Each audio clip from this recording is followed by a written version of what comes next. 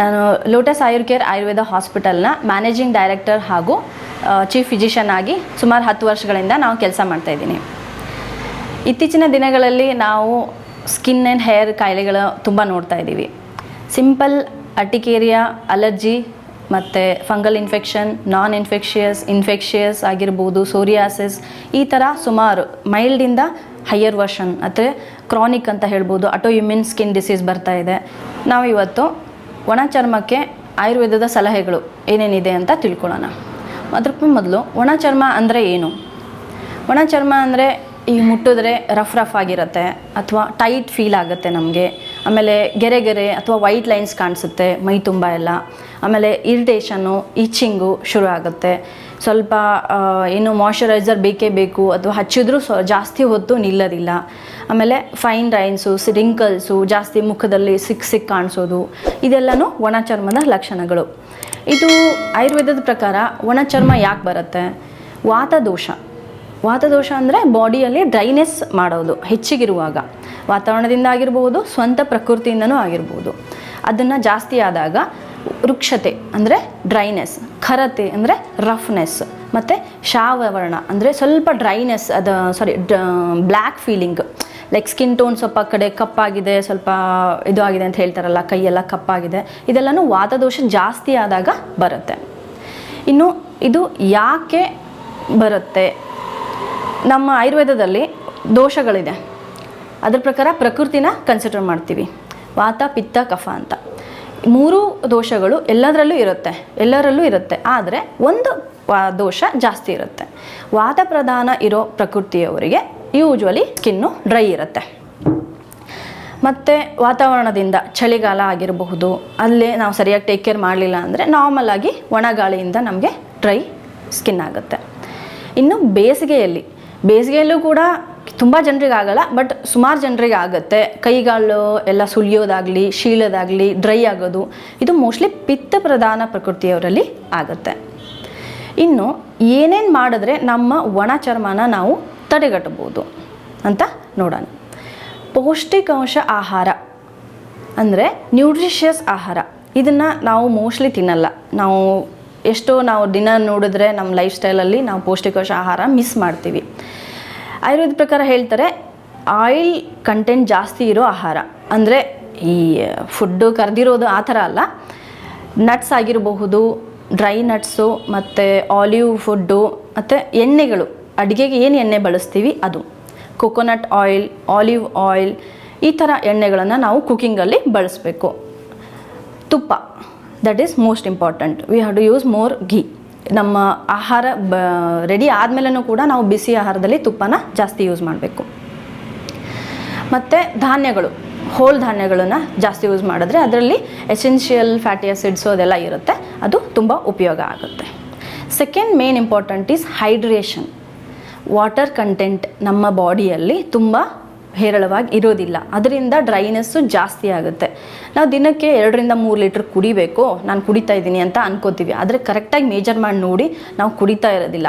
ನಮಗೆ ಬಾಯಾರಿಕೆ ಜಾಸ್ತಿ ಆಗ್ತಿರುತ್ತೆ, ಅಥವಾ ಏನೋ ಟ್ರಾವೆಲಿಂಗ್, ನಮ್ಮ ಕೆಲಸದಲ್ಲಿ ನಾವು ಅದನ್ನು ಮಿಸ್ ಮಾಡ್ತೀವಿ. ಡೇ ಇನ್ ಡೇ ಔಟ್ ಅದನ್ನು ನಾವು ಫಾಲೋ ಮಾಡಲೇಬೇಕು. ಅದ್ರೂ ತುಂಬ ಇಂಪಾರ್ಟೆಂಟ್. ನಮ್ಮ ಸ್ಕಿನ್ ಅಥವಾ ತ್ವಚೆಯ ನೀರಿನ ಅಂಶದ ನಾವು ಕಾಪಾಡ್ಕೋಬೇಕಾಗುತ್ತೆ. Next third point is abhyanga, oil massage. ಇದು ವೆರಿ ಇಂಪಾರ್ಟೆಂಟು. ಎಷ್ಟು ಸಿಂಪಲ್ ಆಗಿದೆ ಅಷ್ಟೇ ಇಂಪಾರ್ಟೆಂಟ್. ಆಯುರ್ವೇದದಲ್ಲಿ ಇದಕ್ಕೆ ತುಂಬ ಮಹತ್ವ ಕೊಟ್ಟಿದ್ದಾರೆ. ಆಯುರ್ವೇದದ ಪ್ರಕಾರ ನಮ್ಮ ಕೆಲವೊಂದು ಎಣ್ಣೆಗಳು ಹೇಳ್ತೀವಿ, ಬಲ ಅಶ್ವಗಂಧ ತೈಲ ಆಗಿರಬಹುದು, ತಿಲತೈಲದ ಬೇಸದ ಯಾವುದು ಕ್ಷೀರಬಲ ಆಗಿರಬಹುದು, ನಮ್ಮ ಕರ್ಪೂರಾದಿ ತೈಲ ಆಗಿರಬಹುದು, ಈ ಥರದ ಎಣ್ಣೆಗಳನ್ನು ನಾವು ದಿನನಿತ್ಯ ಪ್ರಕೃತಿಗನುಗುಣವಾಗಿ ಅಥವಾ ಇವೆರಡು ನಡೆಯುತ್ತೆ, ಎಷ್ಟಿ ಮಧು ತೈಲ, ಇವನ್ನ ಡೈಲಿ ಸ್ವಲ್ಪ ಉಗುರು ಬೆಚ್ಚಗೆ ಮಾಡಿ ನಮ್ಮ ಫುಲ್ ಬಾಡಿ ಹಚ್ಕೊಂಡ್ರೆ ತುಂಬ ಒಳ್ಳೆಯದು. ಇಲ್ಲ ಟೈಮ್ ಇಲ್ಲ, ನಂಗೆ ಆಗೋದಿಲ್ಲ ಅಂತಂದರೆ ಅಟ್ಲೀಸ್ಟ್ ಎಕ್ಸ್ಪೋಸ್ಡ್ ಪಾರ್ಟ್ ಲೈಕ್ ಕೈಯು ಕಾಲಿಗೆ ನಾವು ಸ್ವಲ್ಪ ಡೈಲಿ ಮಸಾಜ್ ಮಾಡಿಕೊಂಡ್ರೆ ಒಂದು 5 ಮಿನಿಟ್ಸ್, ಆಮೇಲೆ ನೀವು ರೆಗ್ಯುಲರಾಗಿ ಸ್ನಾನ ಮಾಡಿಕೊಂಡ್ರು ಆಯಿತು. ಇದರಿಂದ ಎಕ್ಸೆಸ್ ಕಂಟೆಂಟ್ ಆಫ್ ಆಯಿಲು ಹೋಗುತ್ತೆ, ಬಟ್ ಮಾಯ್ಶ್ಚರ್ ಲಾಕ್ ಆಗುತ್ತೆ. 4ನೇ ಪಾಯಿಂಟು, ಸ್ನಾನಕ್ಕೆ ಏನು ಉಪಯೋಗಿಸ್ತೀವಿ ಅನ್ನೋದು.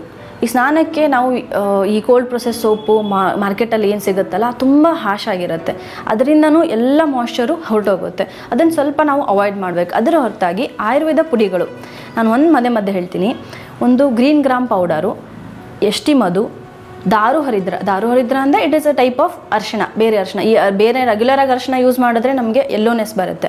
ದಾರು ಹರಿದ್ರ ಅಂದರೆ ಕಸ್ತೂರಿ ಅರಿಶಿಣ ಅಂತ ಹೇಳ್ತಾರೆ. ಮತ್ತು ನಾರ್ಮಲ್ ಓಟ್ ಪೌಡರ್, ಓಟ್ಸ್ ಎಲ್ಲರಿಗೂ ಗೊತ್ತೇ ಇದೆ, ಅದರದ್ದು ಪೌಡರು. ಈ 4 ಸಮ ಪ್ರಮಾಣದಲ್ಲಿ ಮಿಕ್ಸ್ ಮಾಡಿಕೊಂಡು ನೀವು ಇಟ್ಕೊಂಡ್ರೆ ಡೈಲಿ 1 or 2 ಸ್ಪೂನು ನಿಮ್ಮ ಸ್ನಾನಕ್ಕೆ ನೀವು ಮಾಡುವಾಗ ತಗೊಂಡ್ರೆ ಈ ಎಕ್ಸೆಸ್ ಎಣ್ಣೆನ ತೆಗೆದುಬಿಟ್ಟು ಮತ್ತು ಎಷ್ಟು ಬೇಕೋ ಅಷ್ಟು ಮಾಯ್ಶ್ಚರ್ನ ನಮ್ಮ ಚರ್ಮಕ್ಕೆ ಕೊಡುತ್ತೆ. ಇದನ್ನು ನಾವು ದಿನನಿತ್ಯನೂ ಬಳಸ್ಬೋದು, ಮತ್ತು ಇಲ್ಲ ನನಗೆ ವಾರಕ್ಕೊಂದ್ಸರಿ 2 ಸರಿನೂ ಆ ಥರ ಬಳಸ್ಬೋದು. ಇದನ್ನು ಉಬ್ಬುಟನ್ ಅಥವಾ ಆಯುರ್ವೇದದ ಒಂದು ಸ್ನಾನದ ಪುಡಿ ಅಂತಲೂ ನೀವು ಉಪಯೋಗಿಸ್ಕೋಬೋದು.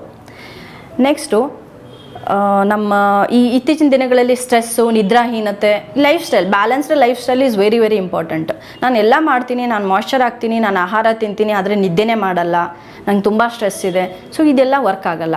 ಸೊ ನಾವು ಸ್ಟ್ರೆಸ್ಸನ್ನು ಹೇಗೆ ಮ್ಯಾನೇಜ್ ಮಾಡಬೇಕು, ನಮ್ಮ ವರ್ಕ್ ಲೈಫ್ ಮತ್ತು ಪರ್ಸ್ನಲ್ ಲೈಫನ್ನ ಬ್ಯಾಲೆನ್ಸ್ ಮಾಡಿಕೊಂಡು ನಿದ್ರೆನ ಕರೆಕ್ಟಾಗಿ ಆನ್ ಟೈಮ್ ಮಾಡಬೇಕು.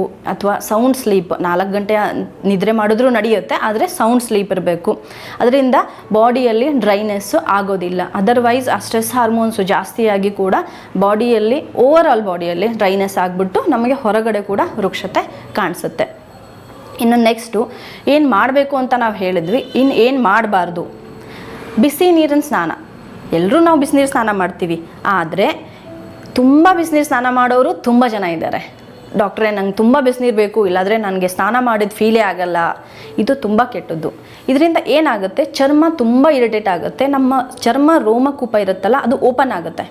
ಓಪನ್ ಆದಾಗ ಅದ್ರ ಒಳಗಡೆ ಇರೋ ನ್ಯಾಚುರಲ್ ಆಯಿಲ್ಸ್ ಅಥವಾ ಸೀಬಮ್ ಅಂತ ಹೇಳ್ತೀವೋ ಅದೆಲ್ಲ ಸ್ಟ್ರಿಪ್ ಔಟ್ ಆಗುತ್ತೆ. ಆವಾಗ ಫುಲ್ಲು ಬೇಗ ಏಜಿಂಗ್ ಸ್ಕಿನ್ನು ಅಥವಾ ಇರಿಟೇಷನ್ನು ಅದು ಶುರು ಆಗುತ್ತೆ. ಇದು ಕಾಲಕ್ರಮೇಣ ಆಗುತ್ತೆ. 1-2 ದಿನ ಬಿಸಿನೀರು ಮಾಡಿದ್ರೆ ಆಗಲ್ಲ, ಬಟ್ ರೆಗ್ಯುಲರಾಗಿ ಅದೇ ಥರ ಮಾಡ್ತಿರ್ತಾರಲ್ಲ, ಇದು ಅವ್ರಿಗೆ ಕಾಣಿಸುತ್ತೆ. ಸೊ ಈ ಎಣ್ಣೆ ಹಚ್ಚೋದಾಯಿತು, ಮತ್ತು ನಮ್ಮನ್ನು ನಾವು ವಾತಾವರಣಕ್ಕೆ ಕಾಪಾಡಿಕೊಳ್ಳೋದಾಯಿತು. ಈ ಬೇಸಿಗೆಯಲ್ಲಿ ಅಥವಾ ಚಳಿಗಾಲದಲ್ಲಿ ನಾವು ಪ್ರಾಪರಾಗಿ ಬಟ್ಟೆಯನ್ನು ಧರಿಸ್ಬಿಟ್ಟು ಎಕ್ಸ್ಪೋಸ್ ಆದರೆ ನಮ್ಮ ಈ ಇದ್ದಿರೋ ಮಾಯ್ಶ್ಚರ್ನು ಕೂಡ ನಾವು ಲಾಕ್ ಮಾಡ್ಕೋಬೋದು.